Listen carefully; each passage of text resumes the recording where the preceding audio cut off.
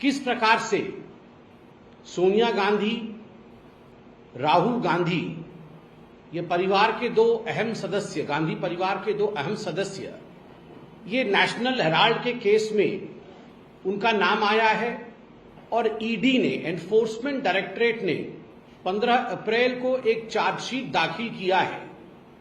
आज परत दर परत, लेयर बाय लेयर, बहुत ही साधारण भाषा में, ताकि आम जनता समझ सके कि आखिरकार सोनिया जी, राहुल जी ने क्या गड़बड़ी की है नेशनल हेराल्ड केस में, क्यों उनके खिलाफ केस हुआ है, क्यों कोर्ट में उनके खिलाफ सुनवाई हो रही है, और जो प्रावधान है जिसके अंतर्गत केस हुआ है पीएमएलए के अंतर्गत, उसमें अगर ये सिद्ध हो जाता है तो 7 साल तक कैद में रहना पड़ेगा, जेल जाना पड़ेगा।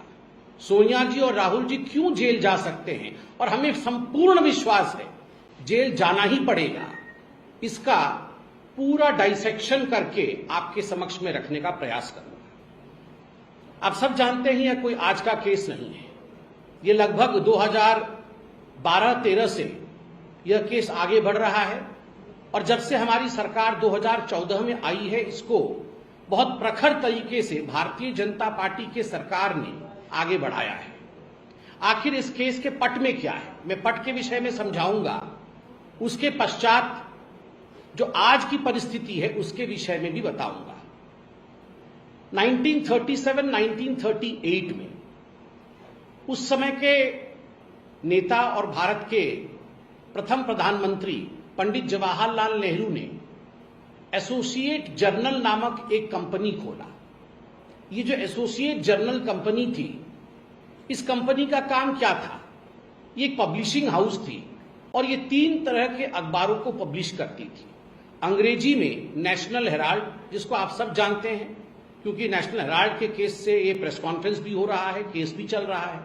अंग्रेजी में नेशनल हेराल्ड, और एक उर्दू अखबार होती थी जिसका नाम कौमी आवाज, और हिंदी में नवजीवन। ये 3 अखबार एसोसिएट जर्नल लिमिटेड से छपती थी, और ये पंडित जवाहरलाल नेहरू ने 1938 में आरंभ किया। इसके मालिक कौन थे? क्या पंडित जवाहरलाल नेहरू एसोसिएट जर्नल्स के मालिक थे? नहीं।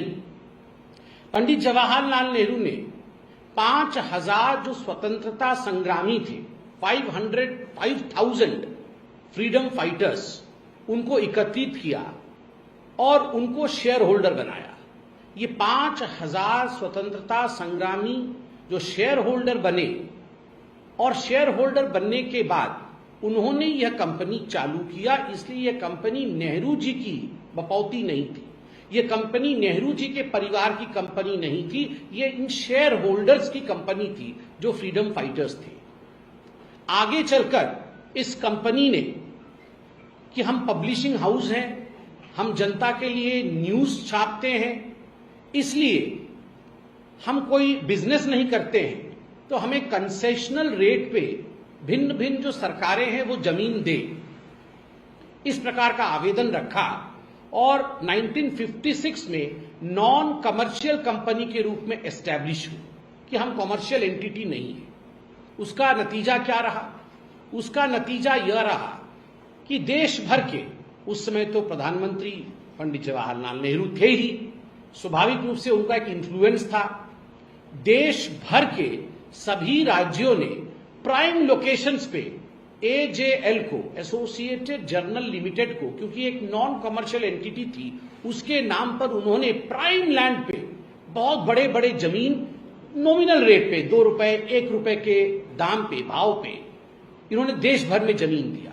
लखनऊ के प्राइम प्रॉपर्टी पे, मुंबई के प्राइम प्रॉपर्टी पे, दिल्ली में तो आप सब देखते ही हैं, बहादुर शाह जफर रोड में सबसे बड़ी बिल्डिंग नेशनल हेराल्ड की ही है।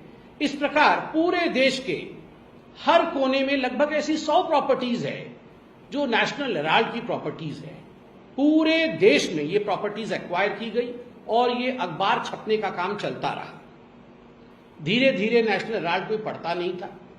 इनका काम, नेशनल हेराल्ड की जो कंपनी थी, जो मूल कंपनी थी एसोसिएटेड जर्नल लिमिटेड, ये नुकसान में जाने लगा, अर्थात लॉस में जाने लगा।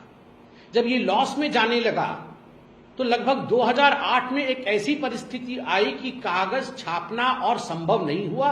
कागज छापने का काम उन्हें 2008 में संपूर्ण रूप से बंद करना पड़ा और एक 90 करोड़ का नुकसान एसोसिएटेड जर्नल लिमिटेड को हुआ। 90 करोड़ का नुकसान। कैसे नुकसान हुआ? ऋण के नीचे आ गई, 90 करोड़ के ऋण के नीचे आ गई। कैसे आ गई? जो वहां पर एम्प्लॉय थे, उनकी ग्रेच्युटी है, उनको तनख्वाह देना है, वहां रिपेयर वर्क करना है, बिजली का बिल आता है, इन सब चीजों को लेकर एक 90 करोड़ के ऋण के नीचे एसोसिएटेड जर्नल आ गई। तो एसोसिएटेड जर्नल ने, उनको लगा कि हम 90 करोड़ का क्या करेंगे, कहां से लाएंगे। उस समय एसोसिएटेड जर्नल के डायरेक्टर कौन थे? मोतीलाल वोहरा जी थे। और 2008 और 2010 के आसपास लगभग 1057 स्टेक होल्डर्स थे, शेयर होल्डर्स थे। तो मोतीलाल वोहरा जी ने सोचा मैं क्या करूं, ये 90 करोड़ का तो बहुत बड़ा लोन हो गया है। तो वो कांग्रेस पार्टी के पास गए, AICC, all India Congress committee. तो ऑल इंडिया कांग्रेस कमेटी के पास जाके उन्होंने आवेदन दिया कि आप हमें 90 करोड़ का लोन दीजिए, तो मैं ये लोन जो है, जो हमारे एसोसिएटेड जर्नल पे आया है, हम चुका देंगे। तो वहां पर कौन थे? कांग्रेस में किसको बोलना पड़ेगा? कांग्रेस में सोनिया जी और राहुल जी। उस समय सोनिया जी अध्यक्षा थी और राहुल जी जनरल सेक्रेटरी थे। तो मोतीलाल जी गए और उनको बोले कि सोनिया जी, राहुल जी, बड़ा ये गड़बड़ हो गया है। तो सोनिया जी, राहुल जी ने कहा क्या हो गया मोतीलाल जी? ना, अरे वो एसोसिएटेड जर्नल लिमिटेड जो दादाजी ने आरंभ किया था, उनकी कंपनी तो नहीं है, मगर आरंभ उन्होंने किया था आप लोगों के बचाव के लिए। मतलब कोई भी कांग्रेस के खिलाफ लिखता था तो आप लोग उसमें प्रोपागेंडा करते थे। अब वो 90 करोड़ के लोन में आ गया है, हम क्या करें? तो सोनिया जी और राहुल जी ने कहा अरे कोई डरने की बात नहीं है, आप कांग्रेस के ट्रेजरर के पास जाओ और कांग्रेस से 90 करोड़ का लोन ले लो और आप लेके अपना लोन चुका दो। तो मोतीलाल जी बोले अरे वाह, ये तो बड़ा अच्छा आइडिया है। तो कांग्रेस के ट्रेजरर कौन थे? कांग्रेस के ट्रेजरर भी मोतीलाल वोहरा जी थे।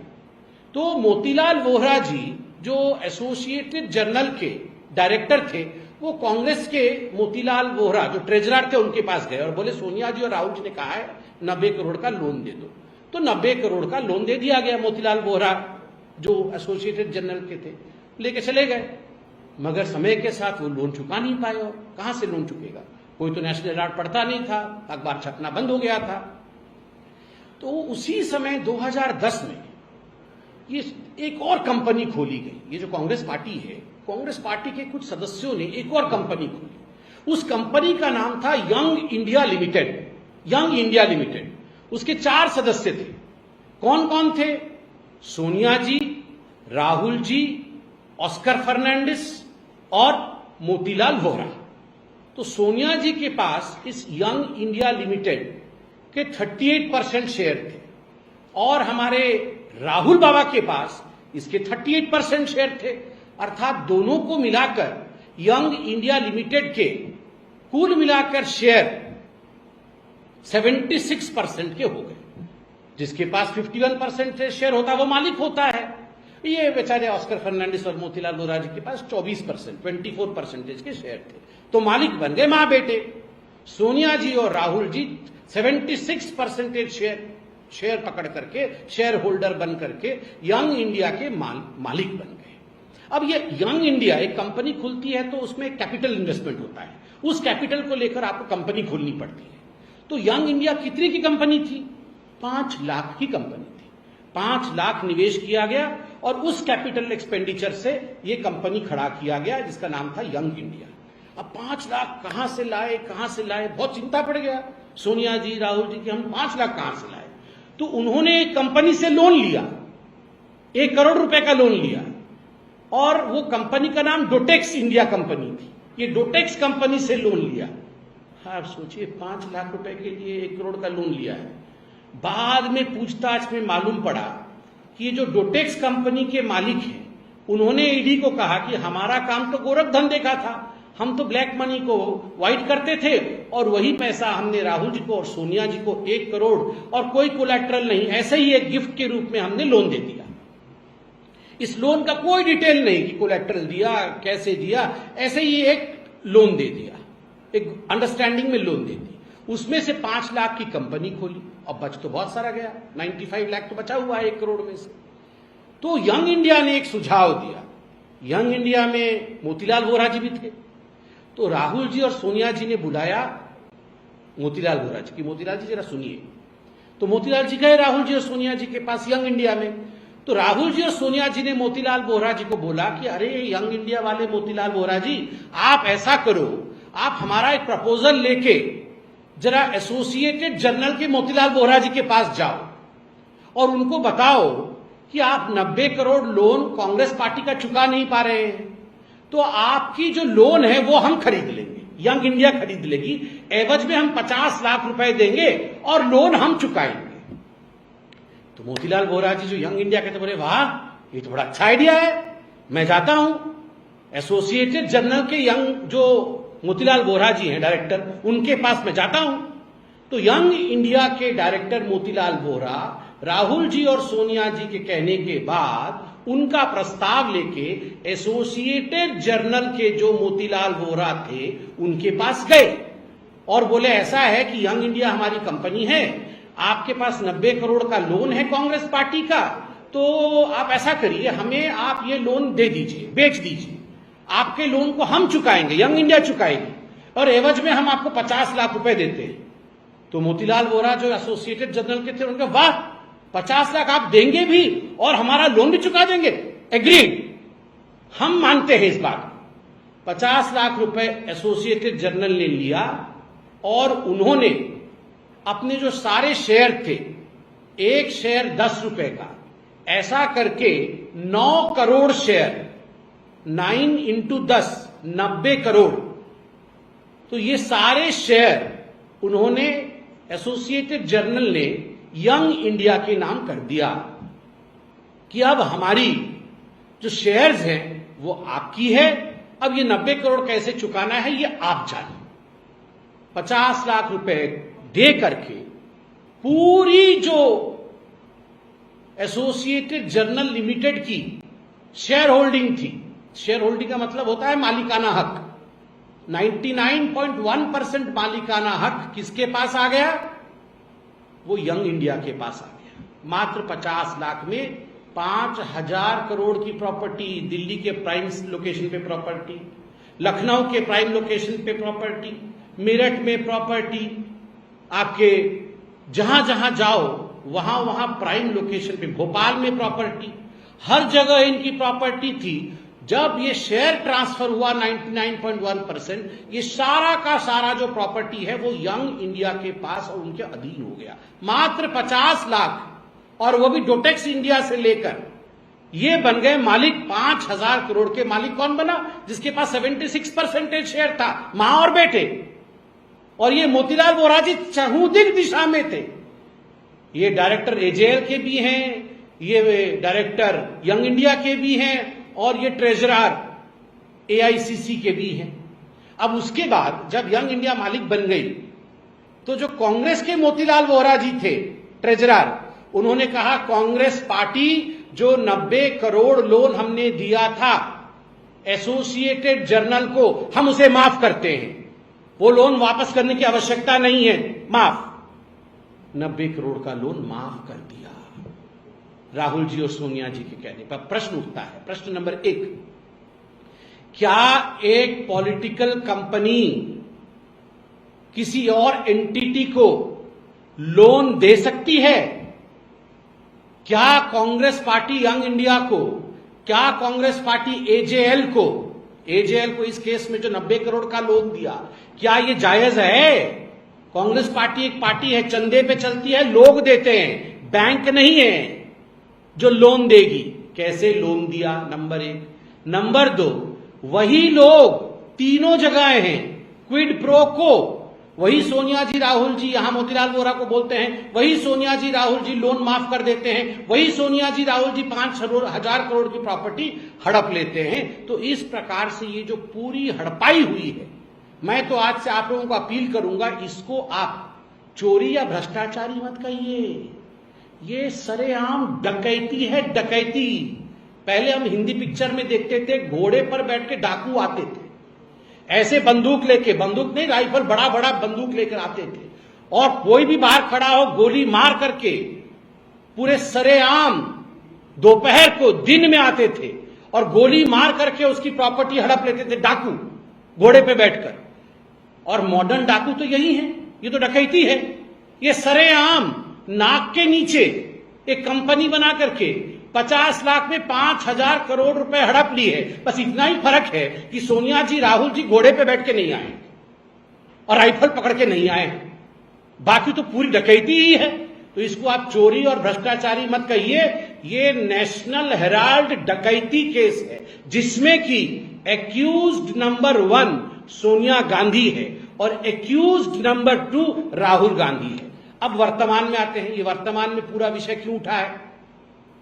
अप्रैल 15 को 2-3 दिन पहले ईडी ने चार्जशीट फाइल किया जिसमें सोनिया जी, राहुल जी, साम पित्रोदा और सुमन दुबे, इन चारों का नाम नामित है। इनके नाम के साथ चार्जशीट फाइल किया गया। सोनिया जी, Rahul ji accused number 1, accused number 2। ये जो सैम पित्रोदा जो फॉरेन का काम देखते हैं और बीच बीच में बयानबाजी करते हैं, और सुमन दुबे ये भी डायरेक्टर है यंग इंडिया के, तो इनका नाम इंक्लूड किया गया है। अब इनका नाम क्यों इंक्लूड किया गया है, किस केस में इंक्लूड किया गया है। ईडी ने अपने चार्जशीट में पीएमएलए जो कि prevention of money laundering act है, उसके अंतर्गत वेरियस सेक्शंस के अंतर्गत इनका नाम इंक्लूड किया है। 2022 से 25 के बीच में कुछ डेवलपमेंट हुआ है नेशनल हेराल्ड की केस में। क्या क्या डेवलपमेंट हुआ है जो आज हम सबको जानना जरूरी है। नंबर 1 डेवलपमेंट हुआ है, आपने टीवी न्यूज में देखा है कि राहुल जी से और सोनिया जी से ईडी ने पूछताछ की है। अब डकैती करोगे तो पूछताछ तो करेगी। उनसे पूछताछ हुई, पूरा कच्चा चिट्ठा सामने आया, कहां पैसा छुपा हुआ है, किस प्रकार से लेन देन हुई है, ये सारा कुछ सामने आ गया पूछताछ से। मल्लिकार्जुन खड़गे जी, आज मल्लिकार्जुन खड़गे जी, with all due respect to Mallikarjun खड़गे जी, वो एकमात्र एम्प्लॉई है नेशनल एसोसिएटेड जर्नल लिमिटेड की। ही इज द ओनली कर्मचारी ऑफ एजेएल, इसलिए उनसे भी पूछताछ हुई कि आप अकेले कर्मचारी हैं भैया, आप बताइए। दूसरा विषय। तीसरा विषय, जब ये यंग इंडिया ने एक्वायर किया एसोसिएटेड जर्नल लिमिटेड को, उस समय एक बड़ी बात देखी गई कि इतने बड़े प्रॉपर्टी को एक्वायर करने के बाद कुछ तो टैक्स देना बनता था। तो इनकम टैक्स डिपार्टमेंट ने देखा कि 414 करोड़ का टैक्स इवेजन ये सोनिया गांधी और राहुल गांधी ने कर दिया है। 50 लाख देके 5,000 करोड़ की प्रॉपर्टी ले ली और टैक्स नहीं दिया। तो 414 करोड़ का टैक्स इवेजन भी किया है, यह भी सामने आ गया। उसके बाद 16 लोकेशंस पे, जो ये एजेएल की प्रॉपर्टी की 16 लोकेशंस पे रेड मारे गए एजेंसीज के, और बहुत सारे दस्तावेज सामने आए। उन दस्तावेजों में बहुत सारी बातों का खुलासा हुआ। जब ईडी ने ये रेड किया और ईडी ने उसके साथ ही जो इमूवेबल प्रॉपर्टी थी एसोसिएटेड जर्नल की, उनको सील कर दिया। और इससे बहुत कुछ सामने आया जो मैं आपको अभी बताने वाला हूं। ये चौंकाने वाला विषय है। ईडी के चार्जशीट में पढ़ता हूं कि आखिर इन प्रॉपर्टीज को सील क्यों किया गया, इन पर रेड क्यों डाला गया, वर्तमान में एक केस सोनिया जी और राहुल जी के खिलाफ क्यों हुआ। ईडी कहती है, these properties were attached after extensive investigation by the ED which revealed significant generation and possession and use of proceeds of crime to the tune of 988 crore to secure the proceeds of crime and to prevent the accused from dissipating the same.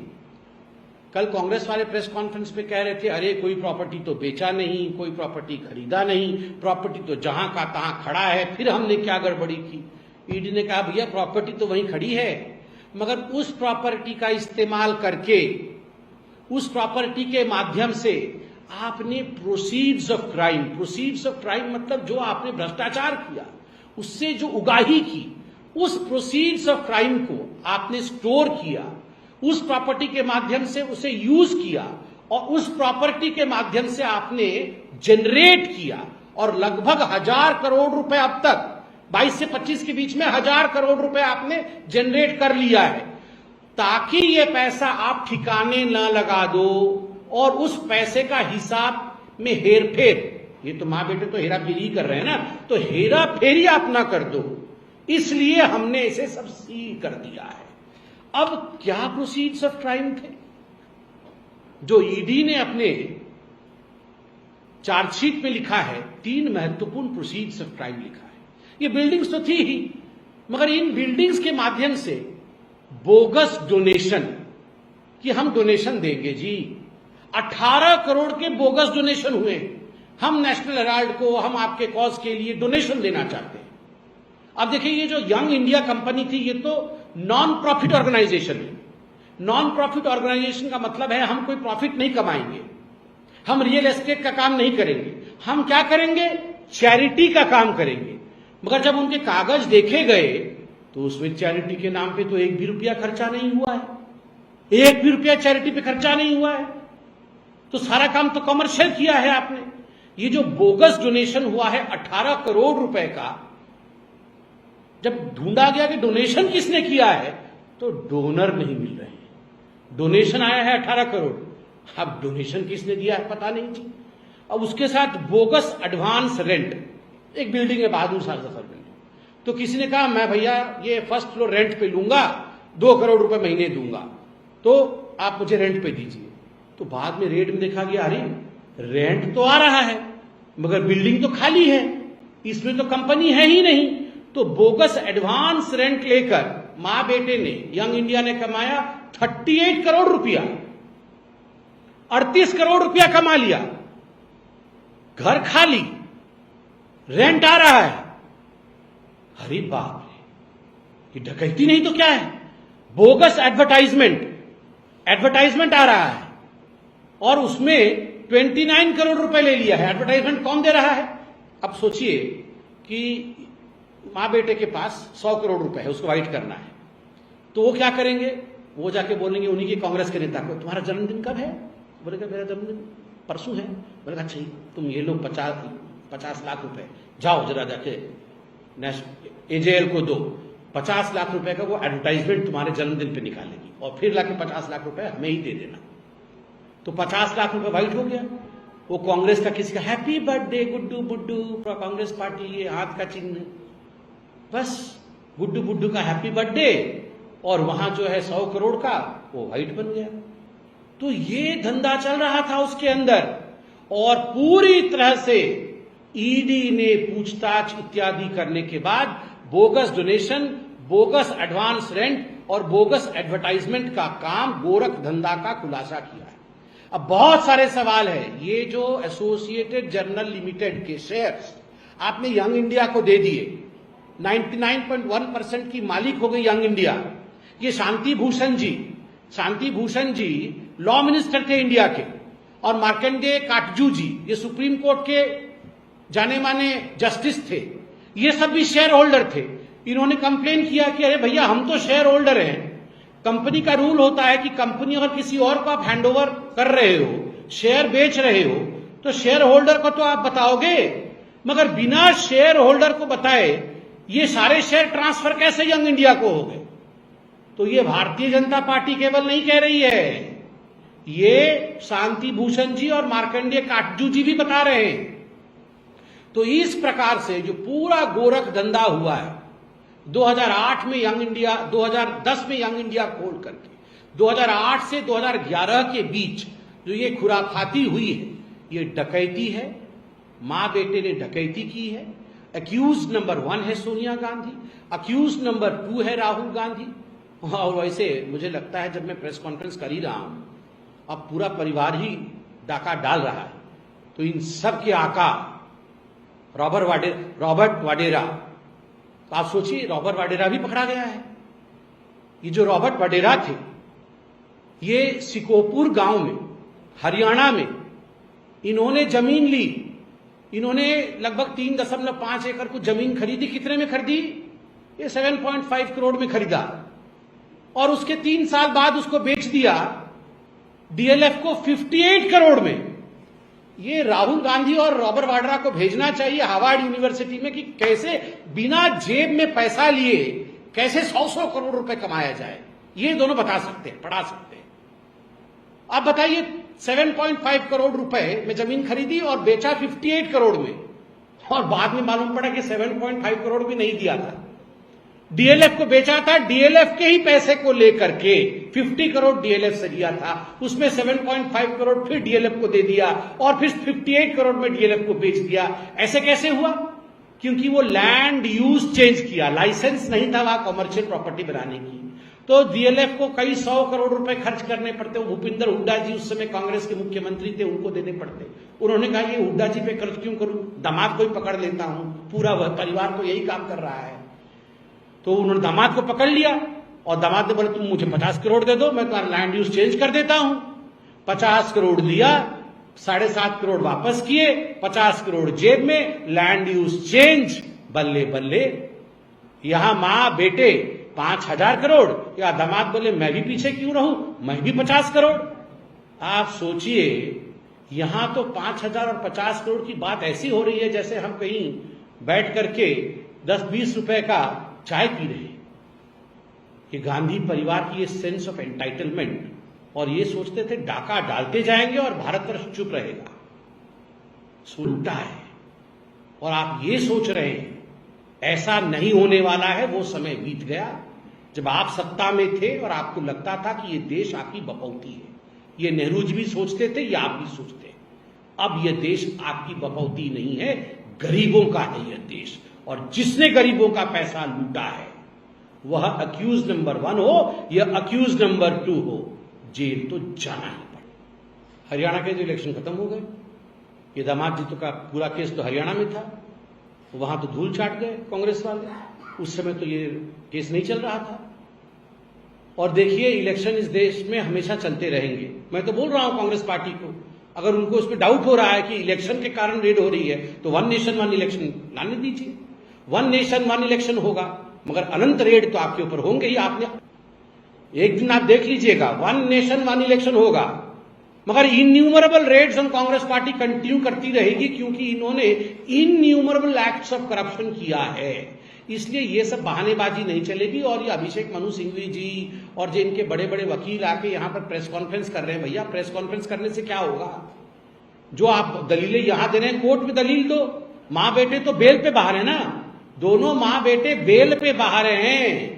और दोनों मां बेटे ने जाके supreme court में कहा था कि इस केस को स्टे कर दिया जाए। सुप्रीम कोर्ट ने मना कर दिया इस केस को स्टे करने के लिए।